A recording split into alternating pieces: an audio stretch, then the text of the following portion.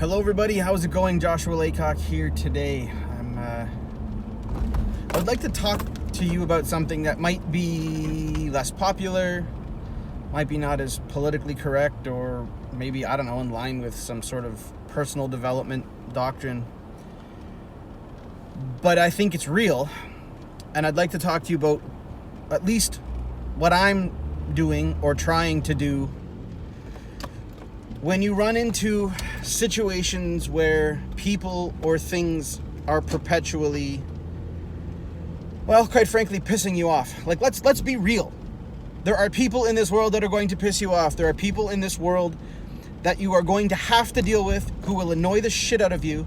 And as much as the idea of only surround yourself with awesome people is a fantastic saying, it's a fantastic mantra, it is not reality. There are people within our world that we are going to have to deal with, who are going to be disingenuous, who are going to lie, who are going to, want to be on a different path than you are and do everything that they can, or maybe not even intentionally, but just, hey, maybe it's a boss, maybe it's a coworker, maybe it's someone that you deal with every day, maybe it's a kid's teacher, whatever it is.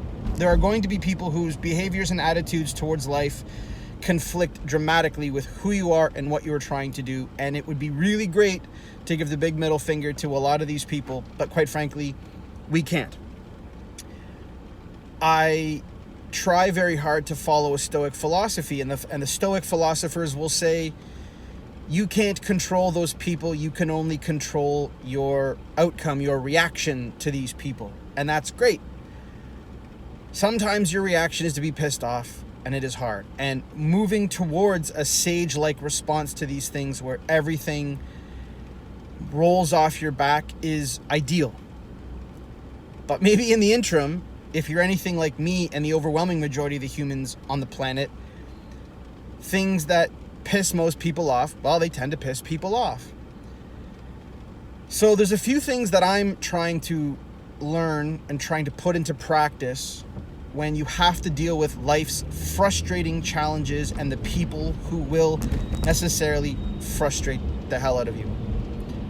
One, and I mean this, I'm not saying this because I think it's the right thing to say, it is important to interact with these people and to approach all of these situations with as much compassion and empathy as you possibly can.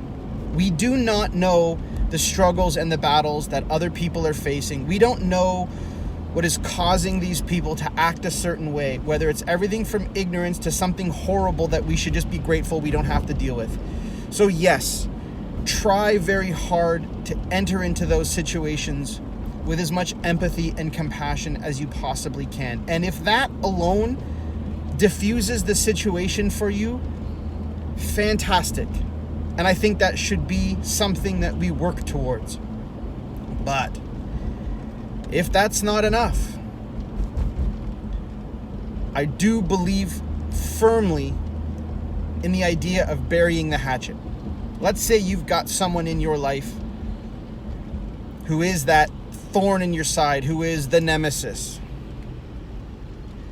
I mean, be careful of, just like we talked about with narratives, be careful about calling someone that. I'm using that more for illustrative purposes. It's best not to refer to people like that. I've done that in the past. I'm trying to not do it now, because when you approach someone with the mindset of here's my nemesis, well, guess what? Everything that they're going to do is going to be in line with that from your perspective, because you're walking in with these expectations that they're going to be shitheads. But burying the hatchet, what does that mean to me? One, that means having tough conversations with people.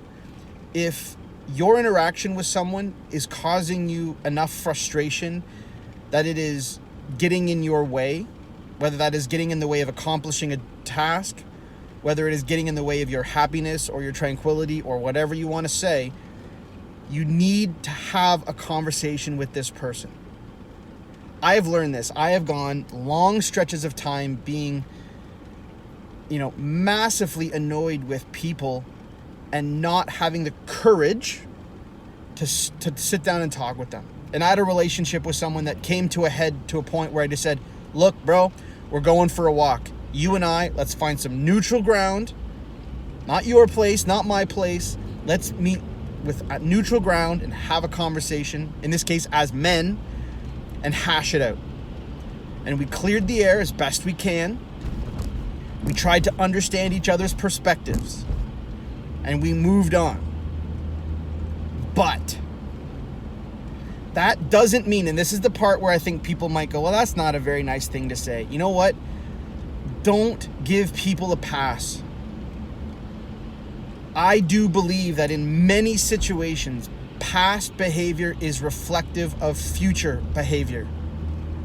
And just because you had a good clearing of the air session doesn't mean that you should drop your guard. It doesn't mean that you should give them a pass. It doesn't mean that all of those things that were issues before should be excused. If you understand why someone is being an ass, but they continue to be an ass, well, they're still an ass. And don't let your guard down. You know, and as I said, I wish that this world were full of amazing people who want nothing but your best future in mind. But the reality is that's not the case, unfortunately. You know, at best, they don't care about you. At worst, yeah, they may actually be trying to get in your way, depending on the circumstances, consciously or unconsciously. You know, I hear countless stories of family members inadvertently sabotaging others, not because they want them to fail, but because they don't want to feel like failures themselves as other people rise up. In the workplace, you know, wish it weren't true, but there are people that go, man, if you look really good, I don't look so good, so let's try to bring you down a notch. Whether consciously or unconsciously, that's how people do these things. So bury the hatchet to allow yourself the cognitive freedom to move past all that stuff as much as you can, but don't let your guard down. Don't give them a pass. With empathy and kindness, still watch your six. Still make sure that these people aren't getting in your way. And yeah, you know what? Sometimes if the situation is bad enough, you may have to make a major change and extricate yourself from that problem. But the truth of the matter is, you're likely going to have to deal with something on some scale wherever you go. Whether it's work or sports or family or whatever, you can't run from challenging situations and you can't run from other human beings. Newsflash, they probably think you're an ass too. So I'm not trying to pass judgment. I mean, I guess I am, but that's not my intent. They probably think you're an ass as well, just from their perspective. So you're not innocent in this situation. But it's tough.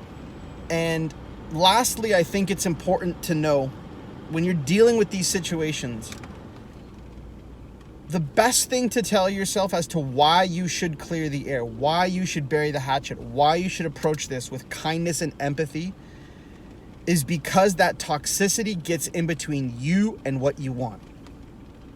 Whether that's an angry scenario at work that you take home as baggage, that's getting in your way of being an effective husband, wife, mother, father, sister, brother, whatever. It's getting in the way. I guarantee you, whatever you're dealing with, whether it's a conflict with a spouse or a conflict with some other relationship within your family or your life, you're bringing that baggage to work. It's all interconnected. Nothing stands alone here. So you need to understand, please, that the negativity does get in the way of you becoming the kind of person that you want to become. And as I said, if just bringing in compassion and empathy makes those feelings go away, brilliant. If not, you're going to have to confront the situation. You're going to have a conversation. Don't be accusatory, but clear the air. And if that person is still in your life, unfortunately, watch your six.